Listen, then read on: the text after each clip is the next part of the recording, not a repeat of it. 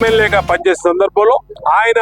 ఆనాడు పనిచేసిన తీరు, ఆయన ఆనాడు పేద వర్గాల కోసం పనిచేసినటువంటి విధానం, అలాగే పేదల కోసం ఏ శక్తినైనా ఎదిరించే విధంగా ఆయన పనిచేసిన తీరుని ఇవాళ భవిష్యత్ తరాలకు తెలియజేయడం కోసం ఆయనకి ఘన నివాళులు అర్పిస్తూ అన్ని చోట్ల కూడా విగ్రహాలు స్థాపించి ఆ విగ్రహాలకి ద్వారా ఆయన ఆశయాలను ముందుకు తీసుకెళ్తా ఉన్నాం. ఇవాళ బడుగు బలహీన వర్గాలు ఈ రోజున విజయవాడ నగరంలో మరి ప్రశాంతంగా ఉన్నారంటే ఆ మహానుభావుడు ఆ రోజు తూర్పు నుంచి,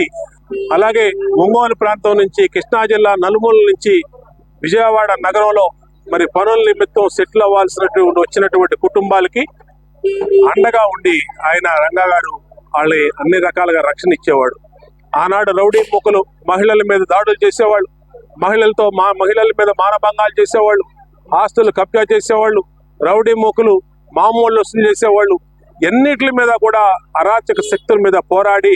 ఆఖరికి ఆయన ప్రాణాలను కూడా పోగొట్టుకున్న ఏ రోజు కూడా జంకలేదు. ప్రజల కోసం, ప్రజల మధ్య శాసనసభ్యుడిగా ప్రాణాలు విడిచినటువంటి గొప్ప వ్యక్తి వంగవీటి మోహన్ రంగా గారు. ఆయన అనుచరులుగా మేము ఆనాటి నుంచి ఈనాటి వరకు రాజకీయాల్లోకి వచ్చి పాలక పక్షంలో ఉన్న, ప్రతిపక్షంలో ఉన్న ప్రజల పక్షాన నిలిచి పోరాడుతున్నాం, ప్రజలకి సేవ చేస్తా ఉన్నాం. ఖచ్చితంగా రంగా గారి ఆశయాలు భవిష్యత్ తరాలకి తెలియజేసే వరకు కూడా ఆయన ఆశయాలు తీసుకెళ్తాం.